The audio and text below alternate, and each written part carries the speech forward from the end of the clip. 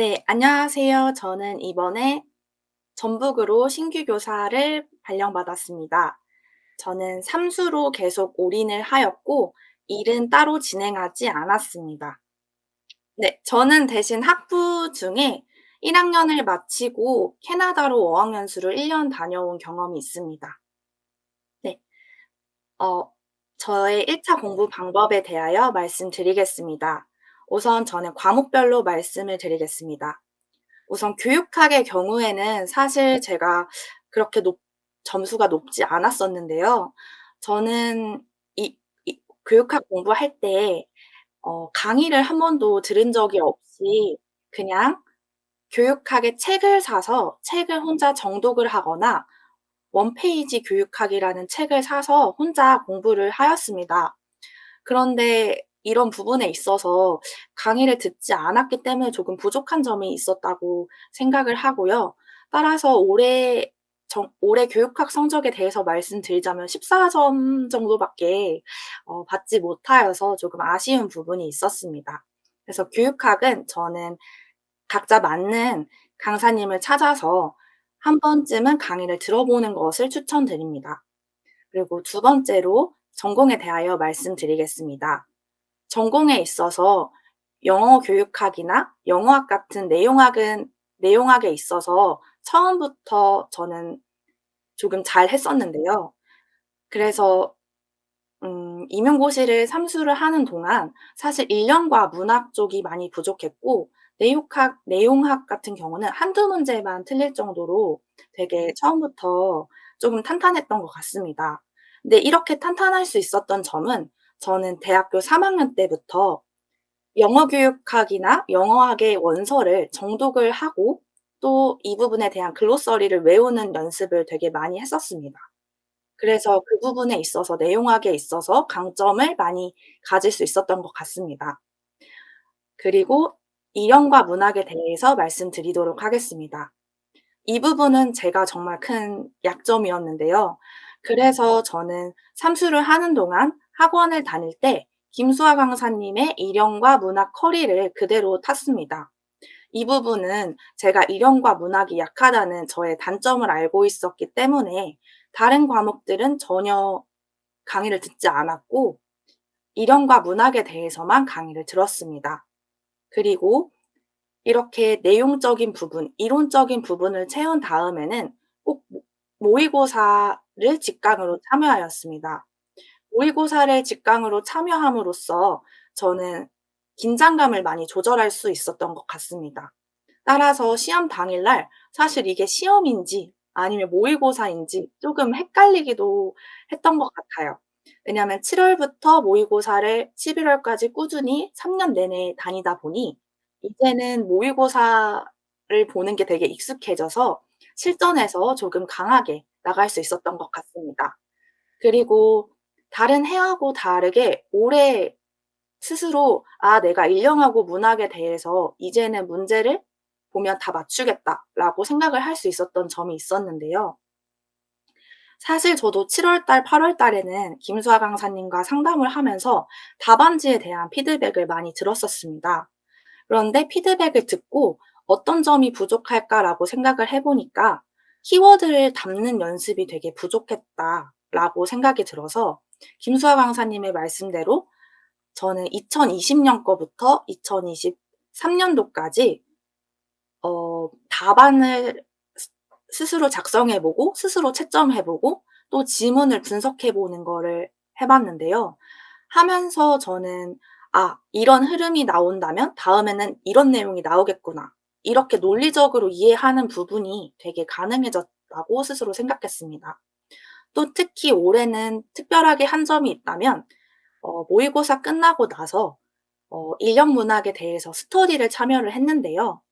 이 부분은 이제 강사님께서 짜 주신 그 스터디 그대로 하였고 그렇게 다른 스터디원 분들과 답안의 근거는 무엇인지, 논리적 흐름이 무엇인지, 답안에 들어가야 할 키워드가 정확히 무엇인지를 나눠 보면서 저의 답안에 대한 어 깔끔함, 논리 정연함을 추가할 수 있어서 올해는 일용 문학 쪽에 점수가 많이 올라서 전공 점수를 높일 수 있었던 것 같습니다.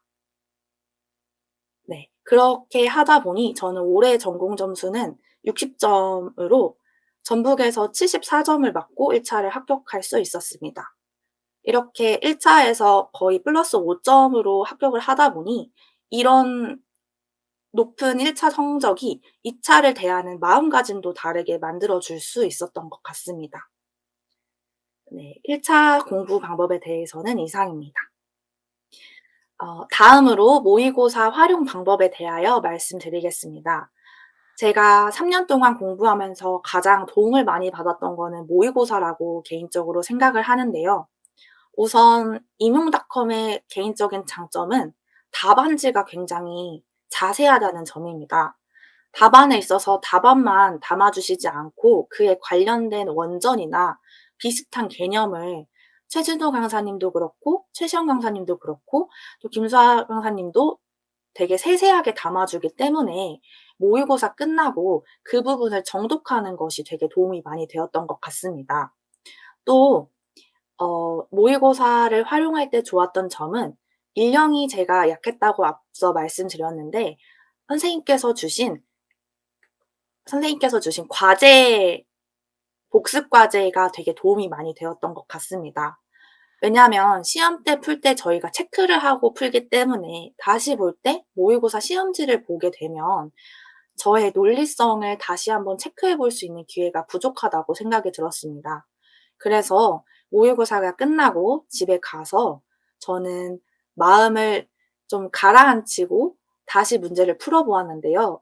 확실히 그렇게 하게 되면 모의고사 때 긴장하면서 보이지 않았던 부분을 다른 관점으로 볼 수 있는 그런 시각이 생기게 되어서 복습 과제가 되게 많이 도움이 되었다고 생각합니다.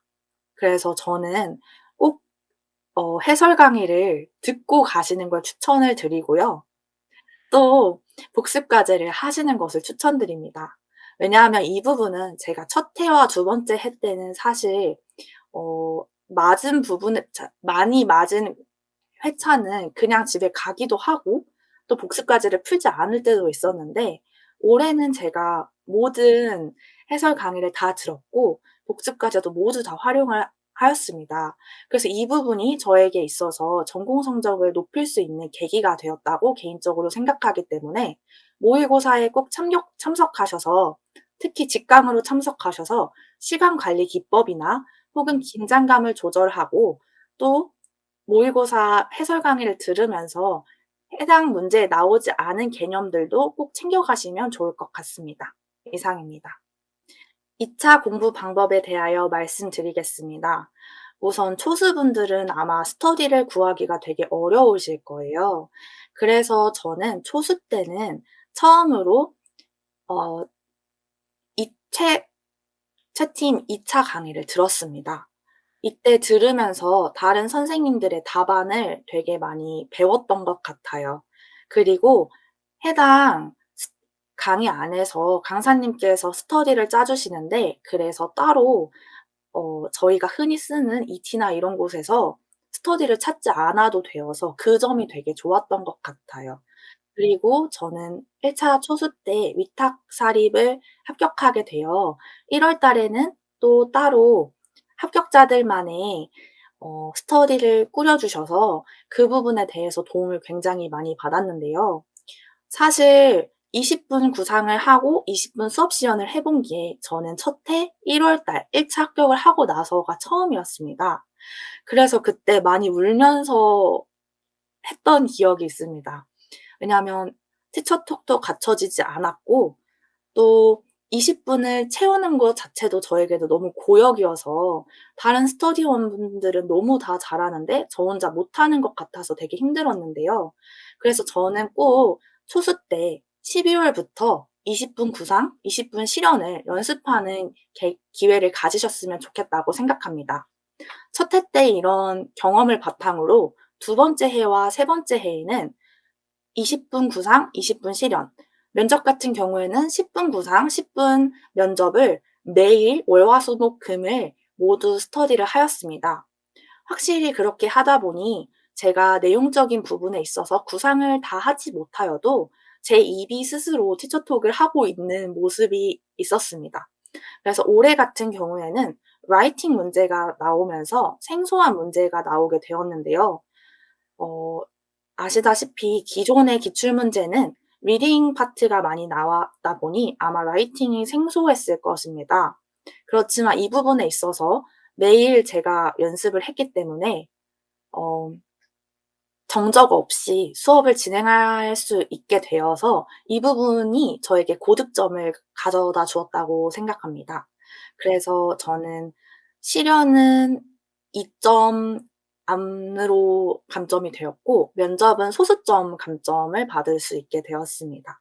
그래서 2차 성적에서 또 1 차보다 더 점수를 높일 수 있게 되어서 제가 원하는 지역과 원하는 학교로 발령을 받을 수 있게 되어 도움이 되게 많이 되었다고 생각합니다. 이상입니다. 네. 제가 시험 과정에서 저 스스로 멘탈 관리를 했던 방법에 대하여 말씀드리겠습니다.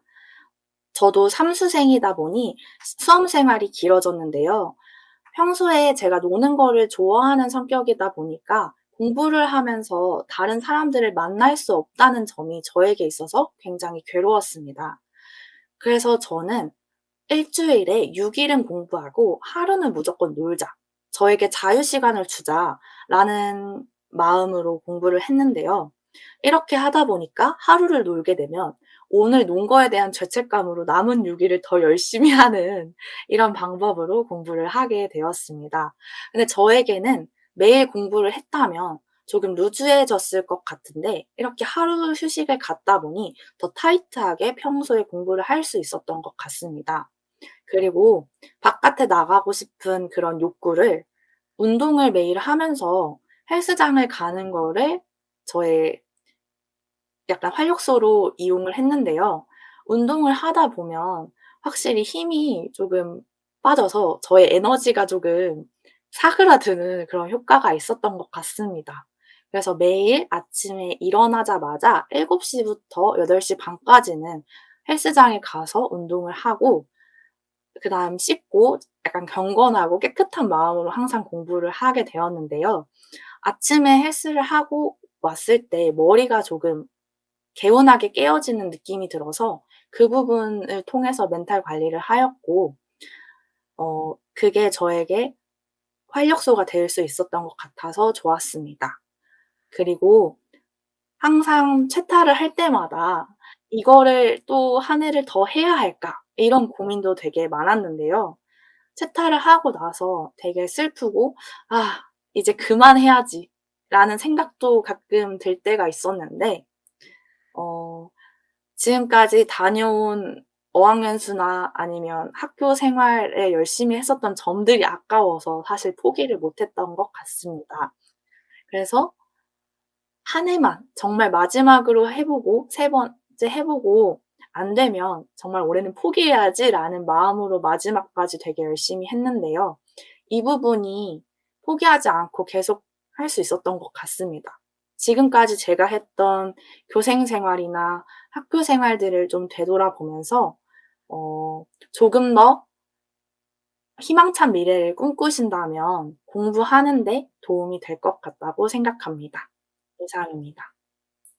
마지막으로 선생님들께 드리고 싶은 당부의 말로는 포기하지 않고 한다면 모두 할 수 있다고 저는 생각합니다. 우선 저 같은 경우에는 영어 성적이 고등학교 때부터 최상위권을 달리지 못하였습니다. 그리고 대학에 입학하여서도 영어로 답을 쓸 수 없어서 항상 전공 서적이 낮았는데요. 그때 포기하지 않고 정말 하루에 4 시간씩 자면서 공부를 했던 것 같아요. 그렇게 그 매일매일이 쌓이다 보니 지금 여기까지 올 수 있게 되었던 것 같은데요. 그래서 저는 이 시험이 안 되는 시험이 아니라 끝까지 버티는 사람의 시험이라고 생각하기 때문에 끝까지 버티신다면 누구나 합격할 수 있는 그런 시험이라고 생각합니다. 또 분명 영어를 잘하시는 분들도 있을 텐데 영어 실력과 별개로 '아 왜 자꾸 시험에서 떨어지지?'라고 생각하는 분도 분명 있을 거라고 저는 생각합니다. 그런데 시험이라는 게 실력만 가지고 되지 않는다고 개인적으로 생각을 하는데요. 이 시험에 있어서 실력도 중요하지만 저는 운도 있어야 된다고 생각합니다. 그래서 '아직 나의 운이 오지 않았구나.'라고 생각하면서 자신의 실력을 탓하기보단 꾸준함으로 자신의 때가 오기를 기다리는 것도 좋은 방법이라고 생각합니다. 그래서 많은 분들이 조금 힘들고 어렵지만 가능하다면 끝까지 한번 해 보시는 것을 당부의 말씀으로 드리고 싶습니다. 이상입니다.